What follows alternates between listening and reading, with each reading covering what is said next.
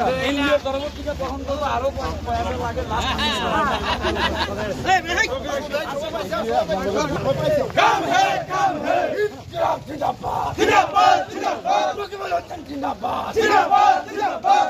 तुम्हारे हम तुम्हारा साथ है हमारा काम है तुम आगे बढ़ो हम तुम्हारा साथ है झंडा रखना ही हमारा काम है সমাজটাও হিমন্ত বিশ্ব শর্মা যদি লাগে মন্ত্রীকে ছাড়াইতে লাগে তাহলে রক্ষীপুর হাতে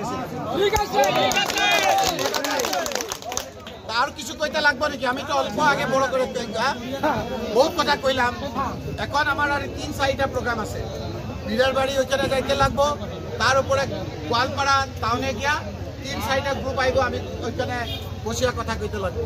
তাহলে আপনারা যদি অনুমতি দেন, আপনারা যদি স্লোগান দেন যে কংগ্রেসে জিতবো, কংগ্রেসকে ভোট দিব, তাহলে আপনার থেকে আমি আজকের জন্য আপনার বিদায় নিচ্ছি।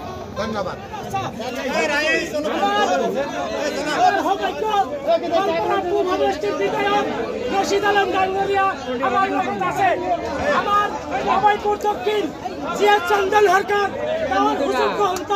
বিধায়ক আমার লগে আছে, আমি